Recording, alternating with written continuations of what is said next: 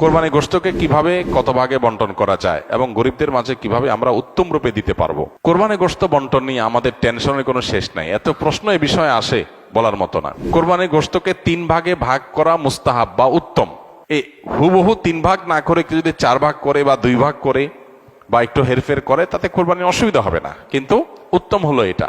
আল্লাহ রাব্বুল আলামিন কোরআনে কারিমে বলেছেন, ফাতআমু ফাকুলু মিনহা ওয়া আত'আমুল কানিআ ওয়াল মু'তার। আর জায়গায় বলেছেন ফাকুলু মিনহা ওয়া আত'আমুল কানিআ ওয়াল বাইসাল ফাকির। এক জায়গায় বলেছেন আল বাইসাল ফাকির, আর জায়গায় বলেছেন আল কানিআ ওয়াল মু'তার। সর্বসাকল্যে 3টা শ্রেণী এখান থেকে পাওয়া যায়। নাম্বার 1, নিজের জন্য একটা অংশ রাখা, নিজের পরিবারের জন্য। আরেকটা অংশ হলো দরিদ্র অসহায় গরিব মানুষদেরকে, ফকিরদেরকে। আর আরেকটা অংশ হলো আপনার প্রতিবেশী আত্মীয় স্বজন যারা হয়তো মানুষের কাছে হাত পাততে পারে না, এরকম মানুষদেরকে। 3 ভাগে 3টা ভাগ করে আপনি কোরবানি পশু বন্টন করবেন। হুবহু 3 ভাগ নাও, একটু কম বেশি হলো, নিজে একটু কম রেখে বেশি দিলেন বা একটু বেশি রেখে কম দিলেন, তাতে কোরবানির অসুবিধা হবে না। আর গরিবদের মধ্যে বন্টন করার ক্ষেত্রে সবচেয়ে উত্তম হয়, বিশেষ করে আজকাল আমাদের সমাজে কিছু মানুষ আছে যারা মানুষের কাছে হাত পাততে পারে, তারা বাড়ি বাড়ি যায় কোরবানি গোশত কালেকশন করে, তাদেরকে আপনি দিবেন। যারা চায় ভিখারি তাদেরকে ধমক দিবেন না, না দিতে পারলেও। কিন্তু এর চেয়ে বেশি ইম্পর্টেন্ট, এর চেয়ে বেশি গুরুত্বপূর্ণ হলো যে মানুষগুলো কোরবানি করে না কিন্তু মানুষের কাছে হাতও পাততে পারে না, তাদেরকে খুঁজে খুঁজে বের করে যে তাদের বাসায় বাসায় গিয়ে পৌঁছে দিয়ে আসেন, সেটা হবে সবচাইতে উত্তম। শহরে গ্রামে বিভিন্ন ক্ষেত্রে এরকম মানুষ পাবেন, সম্ভ্রান্ত, খুব লাজুক, খুব ভদ্র ফ্যামিলি, তারা কষ্টে আছেন। বিশেষ করে অনেক মানুষ দেখতে মনে হচ্ছে ফিটফাট ভালোই আছে, কিন্তু অনেকদিন চাকরি নাই, বেচারার ব্যবসা বাণিজ্য নাই, আয় ইনকাম নাই।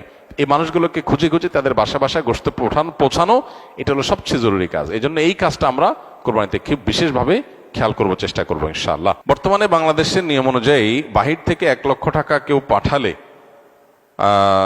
2500 টাকা বা 2.5% রেমিটেন্স ইনসেন্টিভ দিচ্ছে। এ অতিরিক্ত 2500 টাকা নেওয়া জায়েজ হবে কিনা, এ বিষয়ে আমরা এর আগে বারবার প্রশ্নের উত্তর দিয়েছি। এটা সম্পূর্ণ হালাল এবং জায়েজ, কোনো অসুবিধা নেই। প্রবাসী ভাইয়েরা বিদেশ থেকে যে টাকা পাঠাবেন সেই টাকার উপর 2.5% প্রণোদনা দিয়ে থাকে বাংলাদেশের সরকার। এই 2.5% টাকা নেওয়া সম্পূর্ণ হালাল। 1 লাখ টাকা পাঠালেন, 2500 টাকা আপনাকে ব্যাংকে সরকার অতিরিক্ত দিবে। এটা নিতে পারবেন। কেন নিতে পারবেন?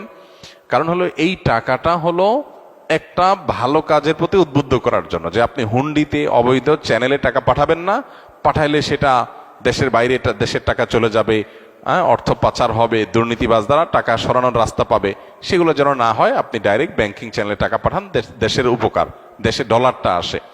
তো এই জন্য আপনি যাতে একটা ভালো কাজ করেন সেজন্য আপনাকে একটা প্রণোদনা দেওয়া হচ্ছে। আপনাকে যদি আমি বলি আপনি এই ভালো কাজটা করলে আপনাকে পুরস্কার দেব, এটা যেরকম হালাল, এই প্রণোদনাটা সেরকম হালাল। এটাকে কেউ কেউ সুদ মনে করেন, একেবারে অহেতুক অমূলক, এটা সুদ হওয়ার কোনো কারণ নাই।